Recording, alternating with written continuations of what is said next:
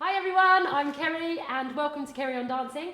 So today we've got a really unusual situation, which is me, Lauren and Jonathan have all managed to get in the room at the same time without any students around. So I thought what we'd do a little get to know the team, because I know Lauren and Jonathan both get a lot of attention on the social media pages, especially Jonathan. Who is the least social media minded person in the entire world. Jonathan doesn't actually know what goes on social media. He's got no idea about it. He just turns up to classes and goes, yeah, that's all right. So anyway, my name's Kerry. I set up Kerry On Dancing about 10 years ago now.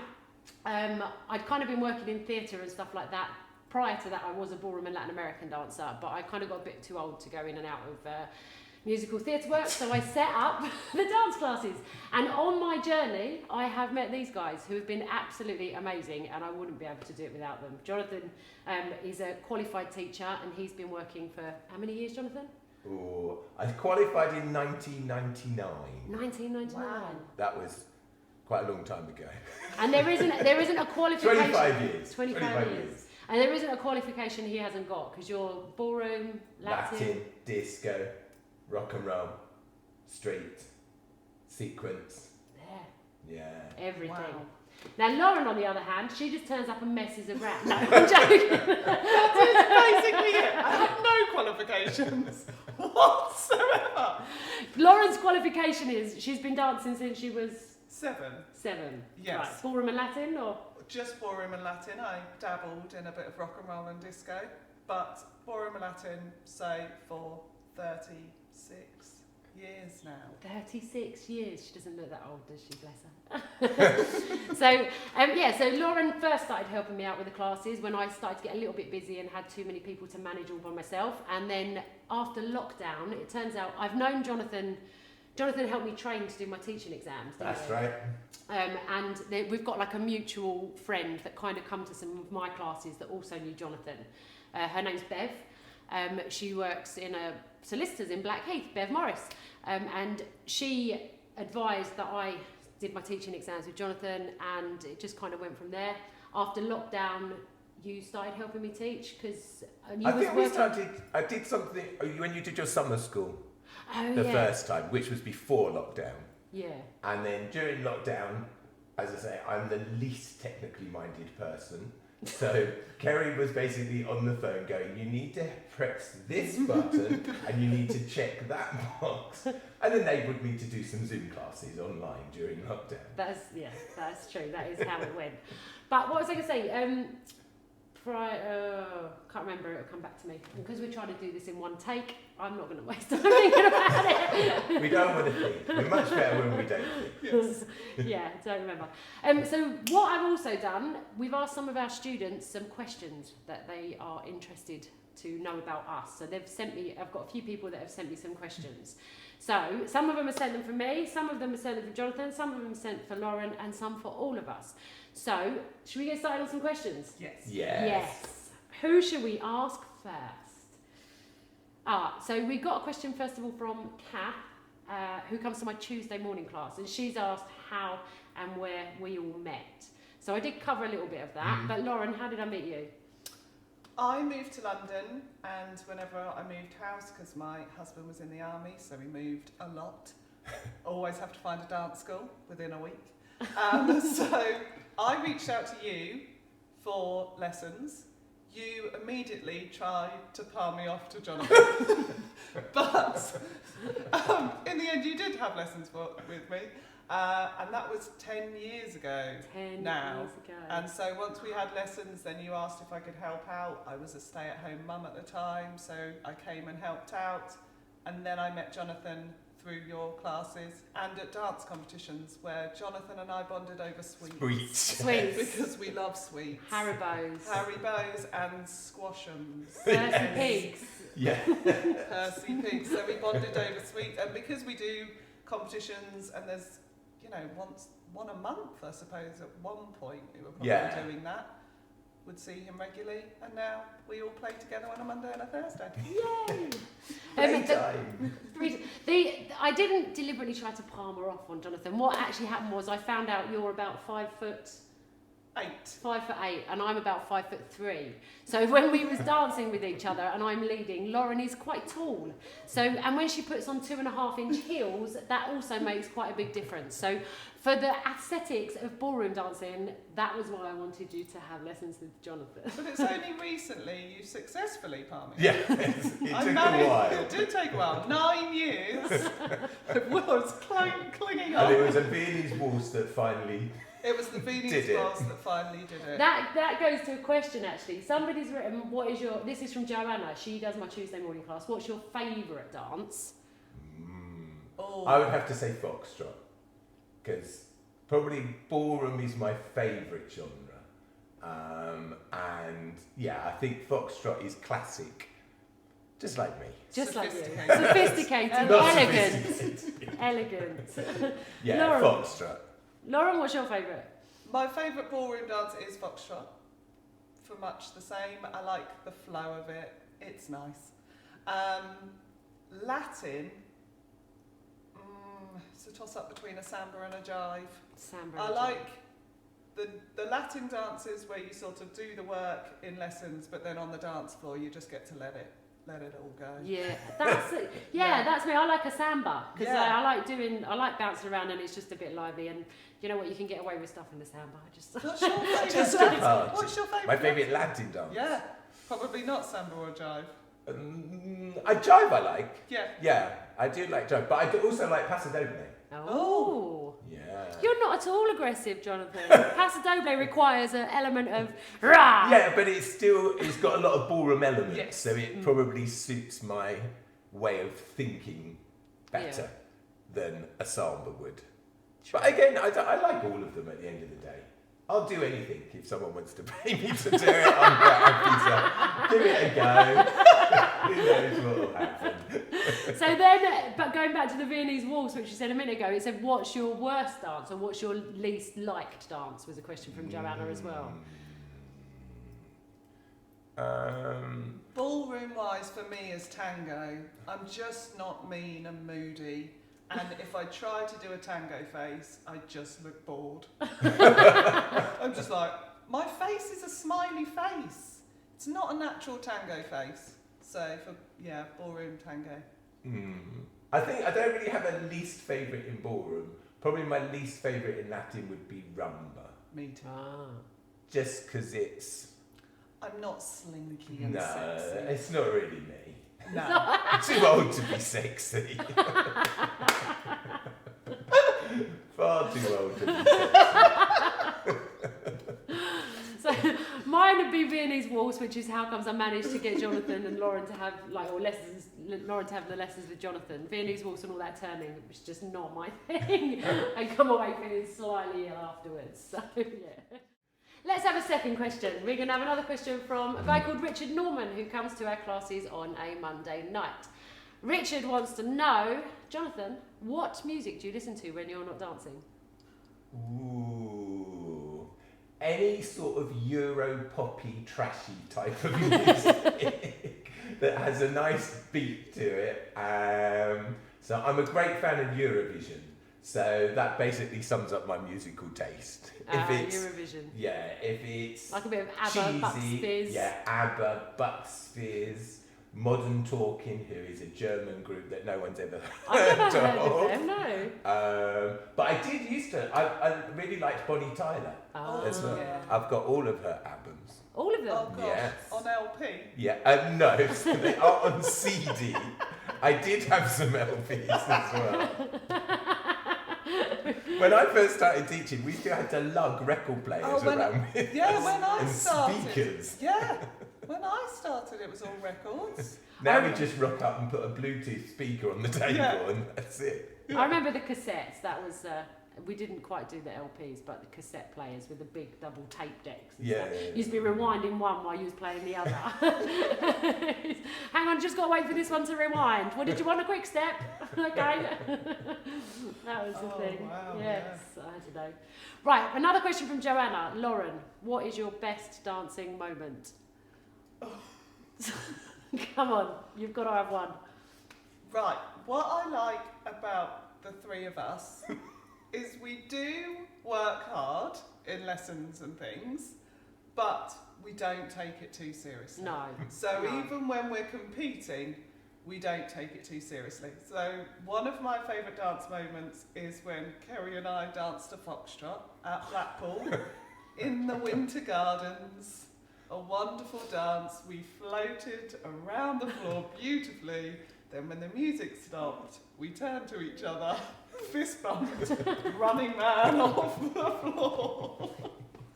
So that's one of my favourites. That was quite good fun. I do still have that on video somewhere. Me I have a too. little video of that. Yep. Jonathan, do you have a favourite dancing moment? I suppose our highlight was dancing at the Royal Albert Hall as a juvenile. I did a lot of competitive work as a child. Yeah. Not so much once I got to a junior. It was all a bit too, don't know, just wasn't really me as a junior. I loved going to classes as a junior, but like getting out there and showing off wasn't really my thing. And I think I always knew I wanted to teach rather than necessarily perform myself. But I did dance at the Royal Albert Hall as a juvenile in the Juvenile Ballroom Championships. No way. Yay! And I was a finalist as well. Oh. So Yeah! claim to fame. Amazing. But it's always very disappointing because each year in the international programme it shows you the top three. And you Oh, came no. Fifth. fifth. Oh. That's a good In achievement. 1979. 1979. Bloody hell. Yes. I was only 3 then. I wasn't born. There you go. That's something that brings me on to something else. I'm not sure, it's happened a couple of times where people have written on the social media pages when me and Lauren are doing a little duet. So we've had a couple of comments saying loving the mother and daughter combo. But I don't know who's meant to be who. yes, exactly. You made an assumption at the beginning that you were the mum, but I'm not convinced that was right. I think I might be the mum with my like granny bun and my glasses on all the time. I think you might find I'm the mum. So, I'm happy with that. What? So you're, how old are you? 43. 43. Yeah, it's actually physically not possible because I'm 48. So yeah. Yeah. But, No, I'm happy if I look 43 and you're the mum. That's There we cool go. by me. That's good. That is very good. Let's have another look. Which Strictly judge? So if you're not watching in the UK, you might not know what Strictly Come Dancing is, but it's the equivalent to the American Dancing with the Stars, I think, isn't it? Yeah. So we've got judges in the UK. We've got Shirley Ballas. Did she do the American one for a while? No, her son. Her son did, Mark didn't she? did the Mark did it, American yeah, one. okay. We've got, in this country, we've got Shirley Ballas, Motsi Mabuso, Craig Revel-Horwood and Anton Dubek. Now, Shirley and Anton Dubek are ex-competitive dancers that were at the top of the game. They were like world professionals, like winners, finalists all the time. So, yeah, who do you reckon you're most like out of the Strictly team? Oh, this is a tough one. I'd probably be a Craig. I have just one. I'm not a dance teacher. I don't have any formal qualifications in ballroom and Latin. So, but I like to know. I like to think I know what I'm talking about. So a bit of Craig, and I do get annoyed when all the other judges are really nice to everyone. Oh yeah. So you've got to have a bit of meaning in there, haven't you? I would, yeah. Yeah. I don't think I'd be as harsh, but he seems to have softened over the years. Yeah, So it's I'd probably- definitely mellow. Yeah, so I'd probably go old Craig. Old Craig. I'm reckoning Jonathan's got to be Anton. Yeah, I think that's probably true. If I'm honest. Yes, ballroom Anton. god extraordinaire. Yes. Yeah. Who Yeah. are you going for? No, see, I'd put myself as a Craig as well because I'm just No. generally like, so I'm like, yeah, and I'm just actually really miserable and grumpy when I'm at home. I don't really do much smiling or laughing. And the minute I get home from work, I'm like, jump up, Yeah. slippers, give me the chocolate, let me sit in front of the TV. That's about it. And then when we're sitting there watching Strictly on a Saturday night, I'm like, that's how it goes. But I don't know. Yeah, maybe. I don't know. I mean, I'd like to think I was Shirley, but no. I'm not sure that's You happening. are a bit of a Shirley. You're very technique driven. You Yeah. don't like sloppy footwork. No, even though I do it myself. I just like judging everybody else. Yeah. That's what Well, that's what I do. I think you'd be more of a Shirley. Yeah, Shirley. Okay, I'll take that. Right, moving on. Question from Jackie, who comes to our Monday night class. Who, past or present, would you like to dance with, and which dance would that be, and to what music? Oh. Jonathan.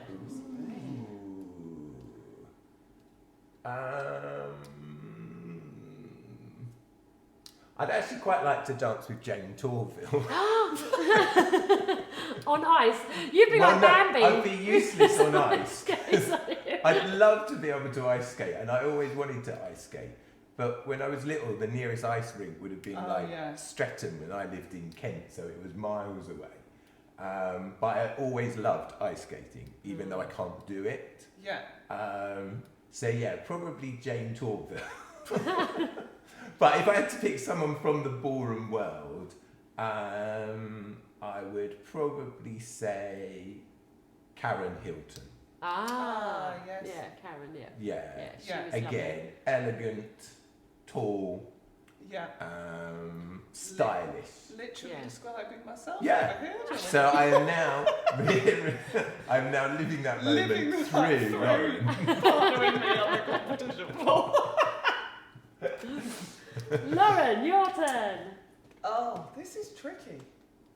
The first thing that came to mind randomly is Doris Day. Ooh. And I'd like to do a dance to Whip Crack Away, Whip Crack Away.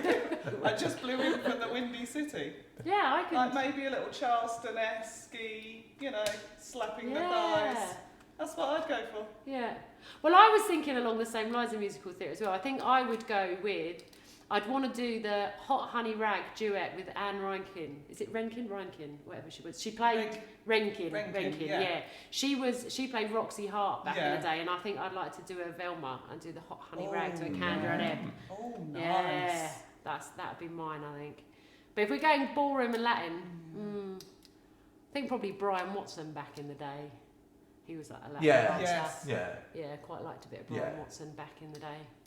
Yeah. I'd like to have performed with Liza Minnelli. Yeah. Oh yeah. Who wouldn't? Yeah, you're a big musical. That surprised me actually when you answered the music question. I thought you'd have said musical theatre stuff. Yeah, I love it. About what music you like to listen to. Yeah, well, I do listen to a lot in musical theatre, in fairness. But I like any type of music if it's just got some. I'm very much the lyrics and the meaning behind the song. Yeah. If it's just boom, boom, boom, boom, boom, it's just like gives me a headache. Mine changes every day though. Sometimes I want to smash out a show tune. Yeah. Other times I want a bit of Motown. Other times I want a bit of pop. Yeah. That's what my ballroom burn classes do. Oh, got a bit of everything in there. We go from Doris Day through to status quo. This is what I mean. It's perfect. Rocking all over the world. Yes. So let's try and wind this up a little bit now, because obviously we've been talking probably for quite a long time. Let's wind it up with what's your most favourite thing about teaching dancing? Like, what do you get out of it, or what do you hope other people get out of it? I suppose teaching people that are real beginners.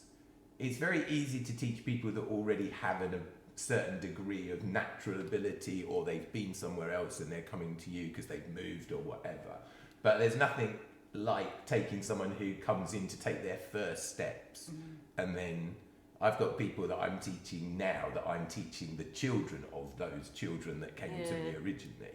And it's the connection that you build up with people over a period of time. So it's not all about their dance ability. It's just seeing them grow in confidence and self-esteem. And as we always say, people come dancing for different reasons. Then everybody's journey is different, to use the cliche. But that fact that for some people, just going out there and standing in front of an audience to perform on a competition floor is a massive achievement. For others, just walking through the door on a Monday night to come and do a social class is a massive achievement, because you never know what's going on in other people's lives. No, I agree, but you never come out of a dance class sad. No, you always come out true, happier. Yeah. So it's a bit, that's what I like about it. So as Jonathan says, you don't know what's going on, how stressful people's lives are, what they're going on, and then they'll you see it on a Monday or a Thursday, people like trudging, you know, it's late at night, I drag myself here and it's raining and everyone leaves perky and happy. Yeah. I think that's the thing for me, like I don't care if people can dance or not, it's just whether they've had a nice time at the end of the day. If they've come in and go out feeling a bit better and feeling like they've achieved something. For some, like you said, some people just learning the very basic step of a cha-cha-cha is a massive achievement. And it doesn't matter if it's taken them 6 months or a year to learn that, just that one step. If they get there in the end, that's something to be proud of, I think, really, at the end of the day. And give yourself a pat on the back for. Yeah. Yes. And I think that's the philosophy with what we do, actually. Like, we're not, you know, it's just about being inclusive for people and just, they come and they do what they can. And if they think at the end of the day they've done their best, or if they have done their best, which everybody turns out, nobody wakes up in the morning and goes, I'm not going to do very well today, do they? Everybody wakes up in the morning going, I'm going to try my best. And if, you know, if achieving one step is their best, I'm happy with that. Yeah, 100%. 100%. Definitely. Would you like to add anything else or ask anything else or say anything else? No. We're done. Is it cake and coffee time now? We love a bit of cake and coffee, don't we? Whose birthday is it today? So much so. Poor old Cheryl on a Monday, we keep saying to this lady that comes on a Monday, is it your birthday on Monday? She goes, no. I go, yeah, it is your birthday. Cheryl, so she has to bring the cakes. Because now she's falling in, it's my birthday every day. She's like, yep, that's what we want. Oh, I love it. Right, ladies, gentlemen, fellow dancers and people that have been watching, I hope you've enjoyed our little chat. Hopefully we'll get to do more. This is my plan, because it's not all about the dancing. I know some people, we could be like a little, I don't know, TV show for people. Let's go on YouTube and watch the Kerry On Dancing crowd.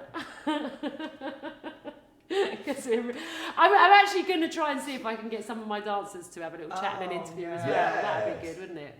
Yeah. Yeah, let's see what we can do. Anyway, I hope you've enjoyed it.